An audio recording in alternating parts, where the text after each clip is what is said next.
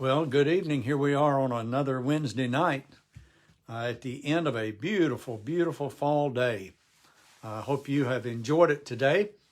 I was able to, tonight I went down for the community cafe at the church where we give out food boxes to people coming in. And tonight our meal was turkey and dressing and all the trimmings that go along with the Thanksgiving meal. And word had definitely gotten out that it was the big Thanksgiving meal because we were covered up.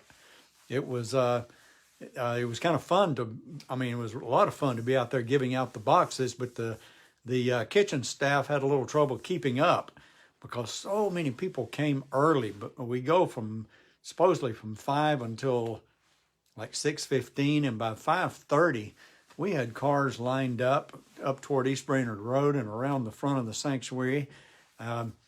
We served, we think, 350 people. And that's based on the number of slices of pie. That's the way the kitchen staff kept up with it. I see John Ellis there. He and Mary came and got their dinner, and he says it was a great meal. I'm happy to hear that. And I'm sad to say we ran out of food with a couple of cars left to come through. We had bought 18 pizzas. A lot of the kids like pizzas, and the last 2 or 3 cars said, "Oh, pizza would be fine." So they got pizza. The pizza was gone, and then the last car too. And the last guy, this was so neat. The last guy who came through, he's a member of the church. He's very active, and he drove up and stopped, and I said, "I'm sorry, Michael, we are totally out of food." And he goes, "That's okay. That shows you're doing good work." He said, if you had a lot of food left over, I'd worry about it, but you've given out a lot of food to a lot of people, so I'm happy. Now that is a Christian attitude, and I really appreciated that comment. It's wanted to give you just a little bit of a plug about stuff going on at Christ Church. Our donations, the gift cards and things for the Thanksgiving baskets that the youth are doing were due today. So hopefully that's done. And then this Sunday, we've got gifts coming in for all the Angel Tree angels, and also Operation Christmas Child boxes. Those shoe boxes are due back in to the church this Sunday, the 21st. Lindsay will have a crew of people ready to take those and get those taken care of. This Friday and Saturday, we have our Genevieve bond sale. And I told you last week that this was coming. And then this past Sunday afternoon, a whole bunch of us, youth choir and their parents, and a bunch of us who just jumped in to help with it, went over to the storage unit and pulled out all the stuff. And we have a lot of merchandise, neat stuff. We didn't get to have the sale last year, so it's going to be good this year. I just ran by and checked with Christina, and she tells me that almost all the prices are on. All the merchandise is out and displayed, set up in the gym and in the chapel. And she says almost all the pricing is done, which means a ton of work has been done. And the preview sale is tomorrow evening. If you want to go get a jump on this sale, you buy a $20 ticket and you go get first dibs. And then on Friday, all day, and Saturday until noon, the sale is on. All that money goes to help pay for the youth mission trips, the youth choir mission trips. The last time they went on one, they went to the Dominican Republic. We're going to see a video this Sunday in worship. It's a really neat video. It's about a 2-minute video, and it shows all the things that are going to be going on from a worship and music standpoint during Advent and Christmas. And it starts with a triactive concert, and it ends with the Christmas Eve candlelight services on December 24th. So you'll want to see that video and kind of mark your calendar. There's a lot of things going on that you want to be part of. Enough on the commercials. Let's get into our class tonight. Before we begin, and I'm going to be talking about Christ Church now tonight, specifically about kind of a little bit of our history, some of our practices. But before I get into that, do you have any questions about the practices, the beliefs, the theology of the United Methodist Church? Now, that's a bold thing for me to ask you. That assumes I can actually answer your questions. But but I thought maybe we should pause just a little bit here and give you an opportunity. You've asked questions as we've gone. You've made comments, and I really appreciate the interaction. A number of you watch later, and that's awesome. You can see it archived on Facebook. You can see it archived on our church website. Some people watch it on YouTube. However you watch it, that is awesome. But for those of you who are on the session tonight, you get to ask questions and interact. And so if you have questions about what does the Methodist Church believe about this or that, or why do we practice that, pop your question up, and I'll take just a minute here to see if we get any of those, answer them, and then we'll get into tonight's material.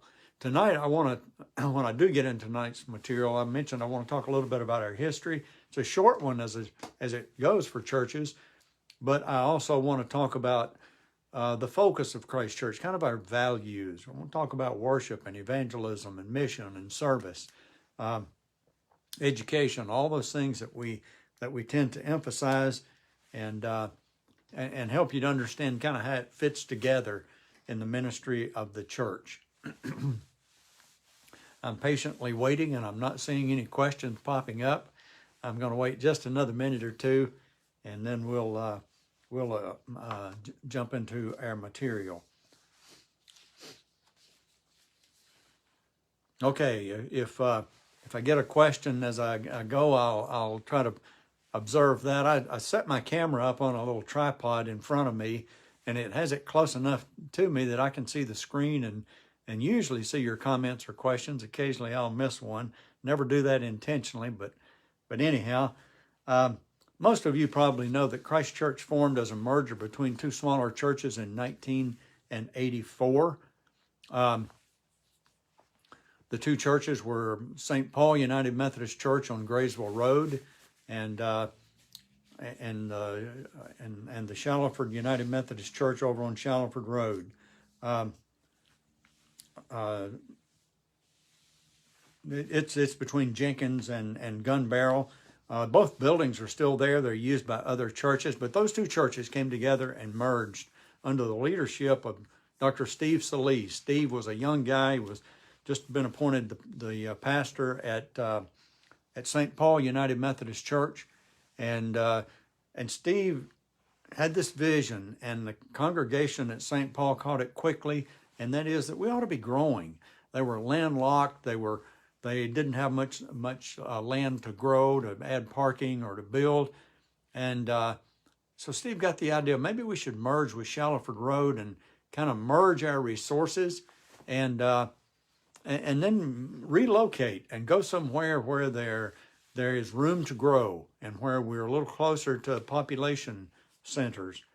And so both churches caught that vision. There was a vote, and they voted to merge. I wasn't present during that merger. Becky and I came just a little later, but one church voted overwhelmingly to vote. The other church, it passed by one vote. And so now the decision is on to put the two churches together, and they did that. And Dr. Salee, Steve Salee, became the senior pastor, at that time the only pastor of the merged church. It took the name Christ United Methodist Church. It would sell its two properties soon and relocate. And Steve wanted to relocate to an area that was close to Hurricane Creek and mountain shadows and a lot of the residential development that was taking place. They always say in real estate there's three secrets to value of property in real estate. One is location, number two is location, number three is location. And Steve always said the same thing was true in church, that churches needed to be where people are. And he would drive around in East Brainerd, and he kept coming back around to the location where the church is now at 8645 East Brainerd Road. That was a 32-acre dairy farm owned by the Wilson family. And Steve told me how he would stop his car, climb over the fence, and just walk around that property. And he would envision, oh my goodness, wouldn't it be cool if we had buildings here, and we had recreational fields, and we had parking, and all these kinds of things. He could see that 32 acres would allow for just tons and tons of growth and ministries if that could be turned into a church campus. And So the small team was put together, and they went to see Mrs. Wilson. Mr. Wilson had passed away. Mrs. Wilson lived in one of the two houses that are there on the edge of the property, right along the edge of East Brainerd Road. And this team went to see Mrs. Wilson, and of course Steve was part of the team, and he described his vision to her about using the farm for a church, and we'd like to buy the whole farm, the whole 32 acres. And Mrs. Wilson said, "I'm sorry, guys. I appreciate what you're saying." She was a wonderful lady. She said, "I appreciate what you're saying, but no, this property will be rezoned from agricultural to residential, or perhaps even commercial one of these days. And when that happens, the value is going to explode. And so you all can't afford it. I'm just going to wait and sell it when the price goes up." So the next week, oh man, Steve was just devastated. His dream had, the pin had been popped into his dream. And so he was down at the Y working out. And a friend of his, who was a Baptist pastor, came over and said, "Steve, you look so sad today. You're usually laughing and talking and chatting with everybody. You just don't seem yourself. Is something wrong?" And so Steve told him about his dream being dashed. And this Baptist pastor said, "Well, where is the property?" And Steve said, "Well, it's at the corner of Morse Hill and East Brainerd." And this guy says, "Are you talking about the Wilson farm?" And Steve said, "Yes." Had a meeting with Mrs. Wilson, and she said no. And get this Baptist pastor said to Steve, "I am her son-in-law. I married one of the Wilson daughters. And Steve, I love your dream. I think that's a beautiful vision. Let me talk to my mother-in-law, to my wife, my mother-in-law, and let's see if maybe we can get her to sort of reconsider that." They called the little team, Steve and the team, and said, "Come back and let's see if we can negotiate a price." And she sold that property to us. I believe the price was $700,000. What a beautiful gift, because she knew if she just waited, she could get a lot more for that. But she got caught up in the vision. And Steve would always say, God was so in that. You know, he says, on our own, we weren't going to be able to get that property, but God blessed the vision, and God made it happen. And Mrs. Wilson and her daughters and her family, they were a part of that, because they sacrificed some wealth in order for this church to be there. The multi-purpose building was built, and it was, in those days, it was just this kind of, I don't remember if it was hexagonal or octagonal, but it was almost a round building with the gym right in the center, some little small classes and classrooms and offices around that. Oh, Christy, ain't God good? Exactly. And God is always there, especially whenever we let God bless what we're doing and help us with the vision. That first building was all that we could afford, and the 1987. Now the merger took place in '84, so 3 years later they moved from Shalford Road over to St. Paul. Now they sold the St. Paul property and moved over to the new property, built the multi-purpose building, and started worshiping in there. 1987, 3 years later. In 1988, they realized that, okay, we got a lot of children in this church, and so and we were getting more families with young children, and so they built the first part of the children's wing. And that was when Becky and I came. We came in the summer of 1988, and just that Sunday or the next Sunday, we had kind of a blessing, a dedication of the children's wing, just like the first half of that. And it was so cool to worship in that gym, and it was a basketball court, but we set up and worshiped in there on Sunday. The new church at that point had 396 members. There were about 200 coming to worship, and at the end of right now we have just over, I said 396 members. That was at the end of 1984, and now we have over 5,100 members. God is good. And worship will, before the pandemic hit, we were having between 12 and 1,300 in 4 worship services. From our beginning, We have focused on being relevant in the world around us.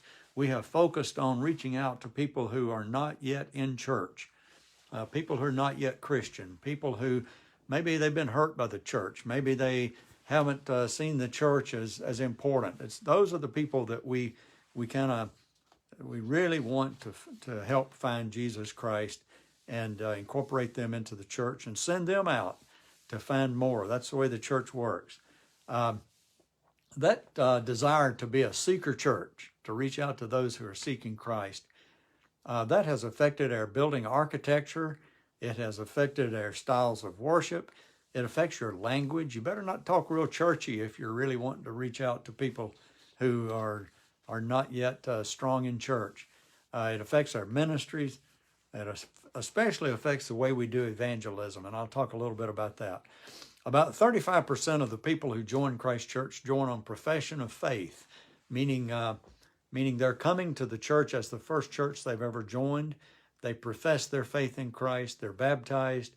They join the church. Now, the other, I almost said the other half. Yogi Berra one time says baseball is 90% mental and the other half is physical. I almost went Yogi there. But the other 65% join on transfer or on restoration. They've been members of a church. Sometimes there's been a lapse in their membership, so they join on restoration. But 35-40% join on profession of faith, which is important. We've added facilities and parking just a little bit ahead of our growth. At times we've let the growth get ahead of us, and you hurt your growth if you don't stay ahead of it with parking and facilities. We've added staff and ministries to try to stay ahead of our growth. I don't know if you've noticed this. We've got 35 people on our staff, and I think there's 9 full-time staff people. In a church of that size, most of us on the staff, myself included, are part-time. Both of our associate pastors are part-time. We've got 1 senior pastor, 2 associate pastors. We're part-time, and at least we're paid part-time. You can work as much as you want, but part-time works well for churches. Let's see. 1996, Steve Salee, he'd been at the church for 13 years, and he got promoted to Cokesbury United Methodist Church in Knoxville.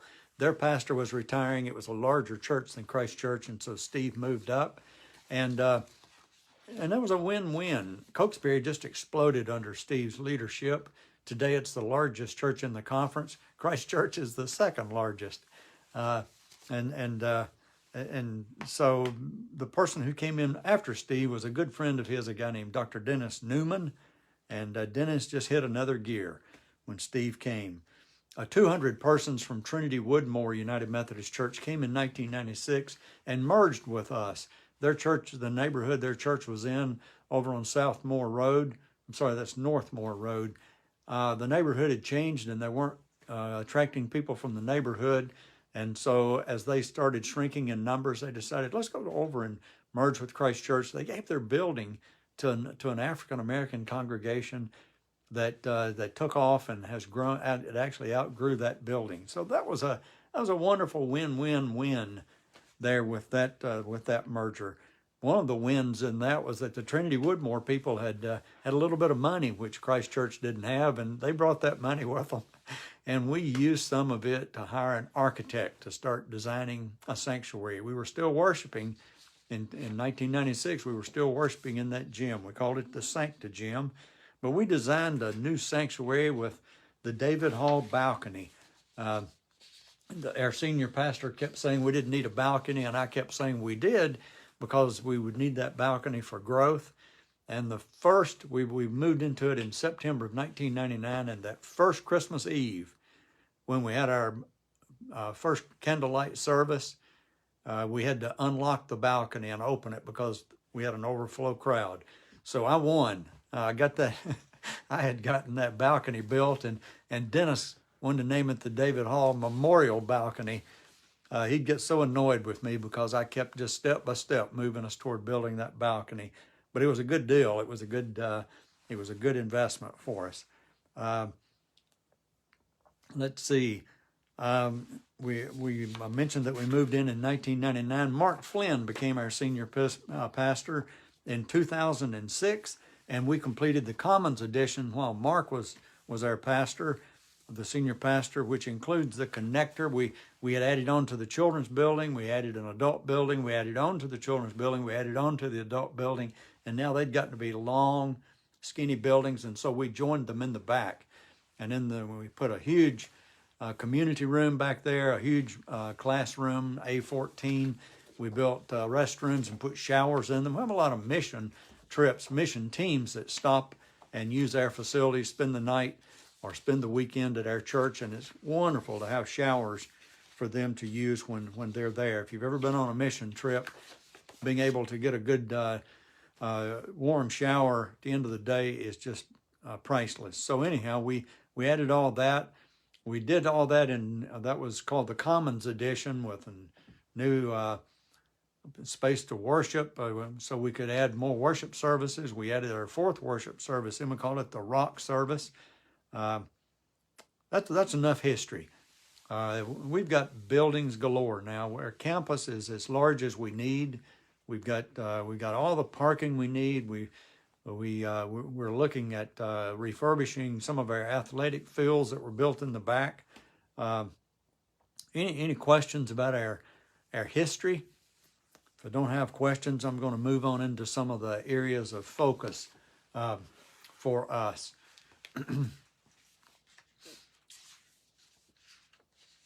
One of the smart things that we did, we knew that we were going to be building on and building on and building on, and it's so easy to build something where you don't need it. In other words, you wish later, oh, I wish we had that space for this other thing.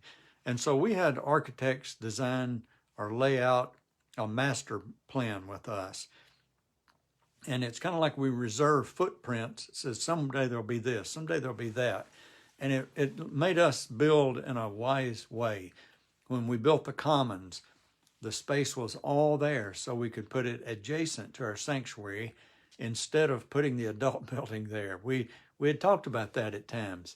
And Lynn, you're right, the growth has been amazing. It was just kind of like an explosion. The year that we completed our sanctuary, 1999, we were so limited on space in that gym. We called it the Sancta Gym, but we were limited on space. And when we built the sanctuary, that year after we built it and moved into it, we took in 300 new members. It was incredible. And it's so hard when you take in 300 members a year to get them assimilated and incorporated into the life of the church and discover their gifts and get them in ministry. So sometimes it was a challenge as we grew, but it's also such a beautiful thing to see that happening and to see ministries growing as a result of that. Well, I don't see any questions. I'm going to keep plowing on. Worship is the single greatest event, the greatest attended events that happens in most churches. That's true in ours. Since our beginning as a seeker church, we've known that coming to the church for the first time can be scary.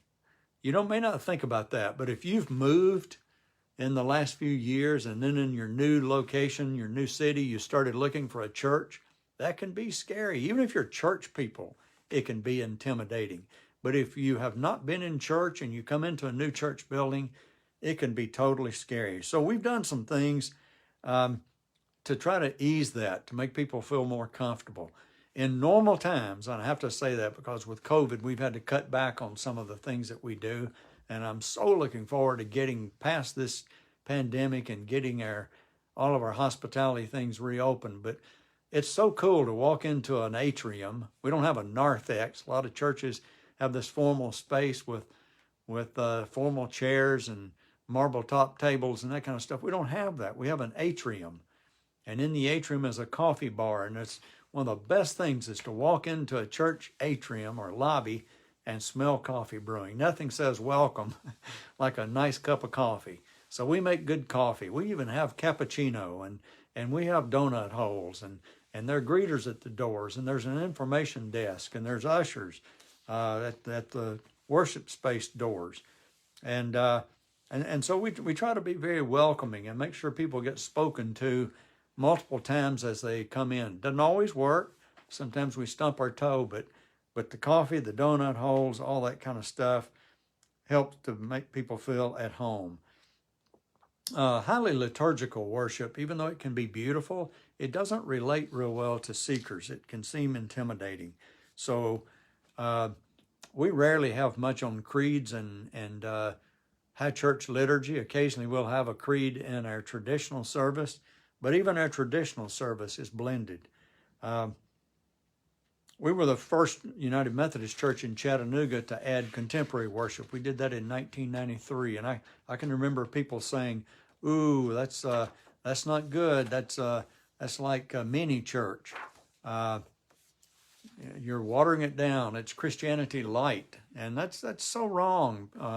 So many people are pulled in spiritually by hearing contemporary music. We had forgotten that John Wesley and Charles Wesley, when Charles was writing all those hymns, the music that he put it to, some people say they were barroom tunes. They weren't really barroom tunes, but the melodies sounded like a lot of the tavern tunes. And it made it easier for, the music that people heard and sang to in pubs, now they're hearing and singing to in church, but they're doing it with beautiful theological Christian phrases and words and things that taught them about assurance and forgiveness and grace and so many things. So that was contemporary in 1760 or 1780. That was really contemporary. But we now, 250 years later, it's become tradition. So it's good to keep the traditions, but it's also good to be as contemporary and relevant. That's the important thing as possible. Let's see. Talking about people being a little scary when people come into worship.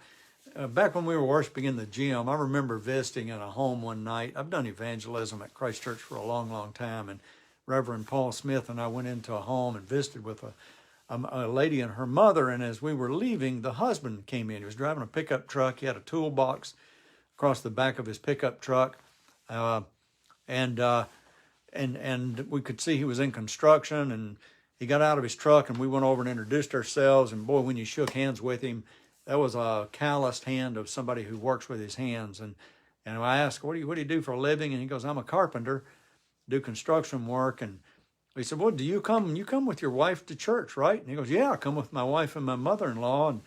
And Paul said to him, well, what'd you think about Christ Church when you first came? And I'll never forget this guy. He was built like a linebacker. I mean, athletic, strong. He's the kind of guy that you wouldn't want to meet in a dark alley if you didn't like him or he didn't like you.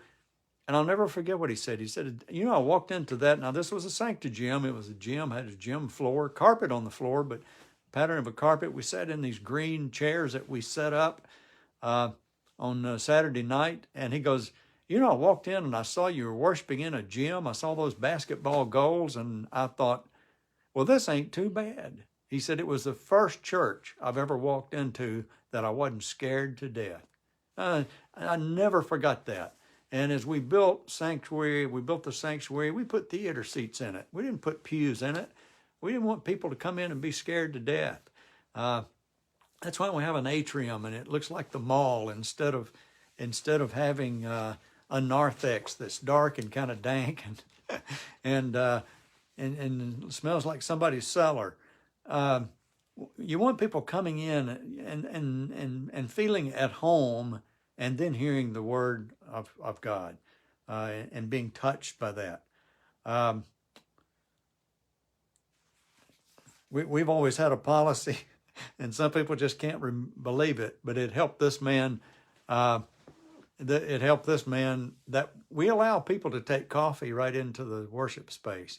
I don't. I grew up in a little small country church, but boy, you didn't take coffee or lemonade or anything to eat into the church. Well, people bring donuts in with them and coffee, and that's okay if it helps them to feel comfortable.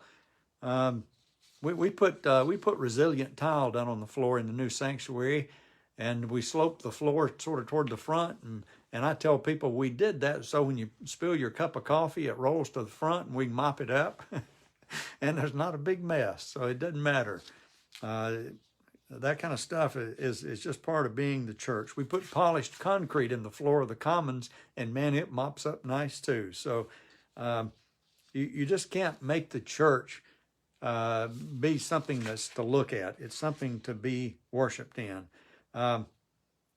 We try our best to do two things with our worship: reach the seeker and feed the believer. Reach the seeker. In other words, reach out to people who don't believe yet, or maybe they were wanting to believe and they're not there yet. Reach them, but at the same time, feed the believer. Help believers to grow in their faith, become stronger disciples. We have 4 distinct styles of worship, and we put those together in 3 services: gospel and contemporary together at 9:30, blended traditional at 11:15 in the sanctuary, and then something that used to be called the rock service, which is really just an upbeat contemporary. It's got a young group and a really good attendance at 11:15 in the Commons, that new space. We had started Thursday Night Connect as a new worship service before the pandemic hit. We have not restarted it, and I don't know when and if we will. But the idea of it was to keep it something short, simple, and midweek so that people who work on Sunday or have to be traveling over the weekend would have an opportunity to come to worship. We plan our worship services well in advance. Nathan, our senior pastor, likes to do sermon series, which I really appreciate and like. Christina Malone, our director of worship, and her worship teams plan the music around those series and around the sermons. There's always a theme for the Sunday. This last Sunday, the sermon title and kind of the theme was, "What do you love most?" Mark. Nathan used that passage, "Peter, do you love me?" And he started that by saying, "Peter, do you love me more than these?" And the idea was, what might we love more than Christ? A wonderful sermon. And the music really fit right into that. We planned that well in advance. On Tuesday mornings, Nathan, Becky, and I, Christina, and the worship team leaders get together. We kind of look at what worked well Sunday, what didn't work so well, what might we want to change from what we did, what's going on this next Sunday. And then we'll spend a few minutes talking about December and Christmas Eve services and things like that. So that's good planning. At 8 o'clock on Sunday morning, the pastors and everybody who's leading in worship, the worship team leaders, the AV people, the sound guy, the video guy, we all get together for a 10-minute meeting, and we go through the 3 worship orders just to make sure everybody knows what's happening when, and because we're live streaming, and we're making our live stream better all the time, and that doesn't just happen. You have to think about camera angles and lighting and all kinds of things that work together on that. It's not a production. It's not a performance. It's worship. But people want to worship from home now, and to do that and feel like they are included, and that is so very important. In that 10-minute meeting, we pray for God to direct our worship, to be present in our worship, and we leave that meeting. It's almost like the pregame meeting with the coach. You leave that ready to go and worship. Let's talk a little bit about evangelism. I'm the minister of evangelism and care. It's my joy to reach out to people who worship with us, connect with them, help to get them connected with ministries in the church, help them find small groups, classes, help them find ministries to do, and if they're not Christian, to help them profess their faith in Christ. And if they desire to join the church, to set that up for them and get them to join the church. Somebody answer this question for me. What is evangelism? You just sitting back there listening? Come on, help me with this. What is evangelism? And while I'm waiting for you to answer, I'm going to tell you that evangelism comes in 2 kinds. Now, this is not what it is. You're going to tell me that. But evangelism has two parts. One is proactive, and the other one is reactive. Proactive and reactive. They're both equally important. The proactive part is reaching out to people The reactive part is, what do you do whenever you're successful and they come? You have visitors. We like to call them guests instead of visitors. That's the reactive part. But somebody tell me. Thank you. Tommy says, spreading the gospel. That's exactly right. That's almost exactly what the word means. It's a Greek word, eugelion, and it means sharing the good news, the gospel, spreading the Christian gospel. That's exactly right. So because of evangelist on TV, some people think that it's all about preaching. Well, you can evangelize through preaching, but there's so many other ways. Spreading the gospel by preaching and witness. Yes, all of us can do the witness. Whenever we do something good, we make an ethical decision, or we help someone, and somebody says, why do you do that? Greg, you're always doing that. Reaching others with the word of God. Yes, thank you, John. And Greg says, instead of saying, well, I'm just a good guy, which he is, but if Greg says, I do that because I follow Jesus Christ, and that's what Christ wants us to do. That's what Christ showed us to do. The other person will say, really? What he just did by connecting an act of witness with a word of witness is he connects Jesus with shining our light. It's a way of letting the light of God, the light of Christ, shine through us. That's evangelism. Proactive evangelism is when we send out direct mail pieces. We have radio ads. It's whenever you go to your next door neighbor and say, would you come to Christmas Eve candlelight service? We're going to sing Silent Night and have candles, and it's a beautiful service. You're doing evangelism when you do that. When you're at work and you share the good news, you do what I just described in a witness, and then you say, if you're interested in learning more about that, come to our church. That's evangelism. That's proactive evangelism. Reactive is when people come being treated hospitably, welcomed, meeting other people. That's part of evangelism. Let's see. We have a system where we send out lay teams. In normal times, we have 2 teams of 2 people who go out on Monday night to visit those who are first-time guests. Now, with the pandemic, our attendance is down, our first-time visitors, our guests, is down, and so we have 1 team each Monday night, but they go out and visit and take information about the church. Oftentimes, don't go in the house, but they say, we're glad to have you. Letter from the senior pastor that week. 3 visits later, I send them a letter. 5, when they make their 5th visit, I make a personal phone call. If they want to meet, I go meet with them. So that's reactive evangelism. The number one way that people find our church is not through radio ads. It's not through billboards. Those are effective. Direct mail pieces are effective. Number one way people find a new church home is through someone inviting them to their church. When the disciples were with Jesus, what did they do?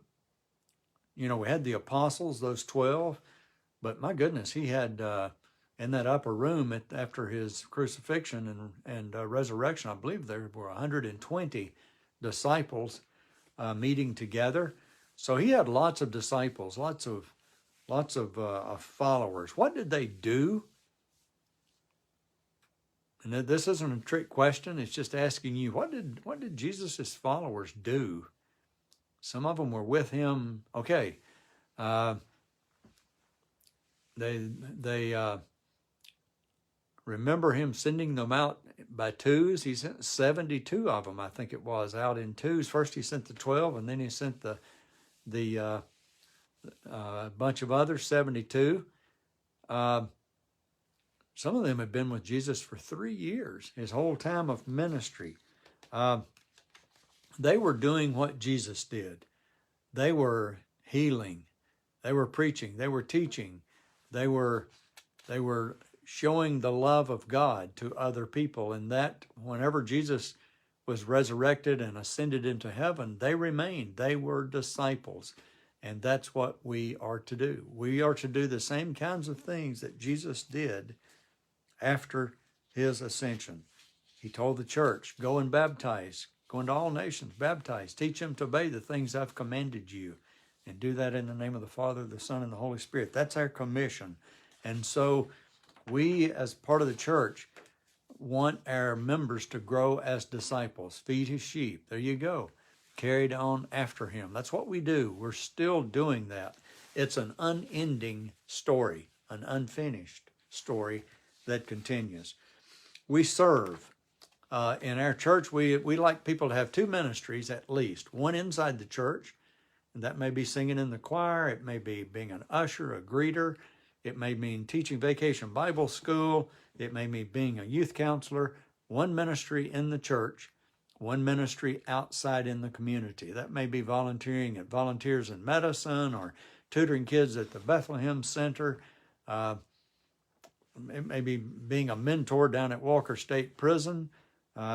Whatever we do, have two ministries, one inside, one outside. Some people have like 5 inside and 5 outside, and that's awesome. But we need everybody connected and serving. We don't serve in order to be saved. We serve because we're saved. Sometimes people look back at Methodists and say, are you guys trying to earn your salvation when you do works? And the answer is absolutely not. We don't have to earn it. It was given to us. It's called grace.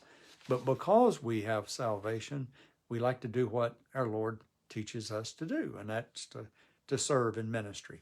We need to know what our gifts are, and when our gifts get hooked up with a need and our passion, ministry happens. It's beautiful to see people putting their gifts to work. And I'm going to end with giving. Jesus taught us not only to tithe, but to do that in a spirit of love. The scribes and the Pharisees were asking him questions, and he one day says, "You even tithe the mint and the little spices that you grow outside your door. You give 1/10 of those to the temple, but you don't have love." And he says, you gotta love one another. Yes, give, but give with a generous and loving spirit. Giving of our money is a spiritual thing. It's part of our worship. It's not an ask. It's not about meeting the budget. It's about empowering ministry. So many things happen. I mentioned giving out 350 meals tonight. We didn't charge $1 for those. In fact, some of our members held up money as they drove up and said, "Here, I'd like to give you this." And we said, "Nope. Later on, we may ask you to give, but as long as you give to the operating fund, just giving to the church, you make your offering, we can do this." And lots of hungry people have received a good Thanksgiving meal because of that tonight. Part of our giving at Christ Church is giving also to the building fund. When we built that commons, it was the ideal time to build, and it was a $4.95 million project. We already owed $1 million. We wound up at the end of that project, we were $4.5 million in debt. That's a bunch of debt. But we've been smart about it. We've negotiated our interest rates. We've renegotiated them when interest rates went down. And our church has been so faithful in paying into the building fund, along with giving to regular operating. And that $4.5 million debt has been reduced to just right at $800,000. We celebrated a few months ago when we went under $1 million. First time, my goodness, since way before we built the sanctuary, first time we've been under $1 million in debt. And if we keep giving to the building fund like we are giving now, if we keep that up, we can pay that debt off in 2023. Think about that. Think what kind of ministries we can add. In fact, we just had a futures team do its work. I led that team, and we have submitted our strategic plan to the church council, and they'll be discussing that, reviewing it on December 6th in their meeting. We may change it based on that council input, but coming out of whenever the council approves it, we're going to have a strategic plan for the next 5 years, and it includes adding some awesome ministries and doing some really cool things, expanding some ministries that we've got, adding new ministries, not adding much staff. I think there's only 4 staff positions recommended in that in that report, and some of those can be part-time. It's but my point is, when we get that building debt paid off, oh man, we're going to have money to do some things that before or now we just maybe can't afford to do. So Very exciting times ahead of us. I think a church always should have a plan, and that's God's plan, and then ask God to help us implement it. In the past, we've put together 5-year plans that God just blew away after 3 years. We'd done what was in the plan, and we weren't thinking big enough, maybe. But anyhow, I'm excited that we've prepared this plan. I'm excited to see what God does next at Christ Church. When somebody joins a church, and some of you who are in this class, most of you are members, but if you're thinking about joining, just contact me. We put up my phone number every week, 402-0621, as for people to contact me. Whenever you join, you say, I'll be faithful to Christ, and I will participate in the ministries of Christ United Methodist Church through my prayers, my presence, my gifts, my service, and my witness. Those 5 things are really important for Christians to grow and mature in. And so that's what we ask people to commit to as they become members of the church. I have totally enjoyed getting to do this Who Are We as Methodists again. I appreciate each of you participating, especially Christy Hall, my niece, who is Lutheran, but she's hung in there with us in this study on Methodism. I'm going to take next week off. Next Wednesday is the night before Thanksgiving, and a bunch of you will either be on the road or you will have company. And so we'll take a week off, and then I'm going to come back. The next week is the beginning of Advent. You're welcome, Tommy.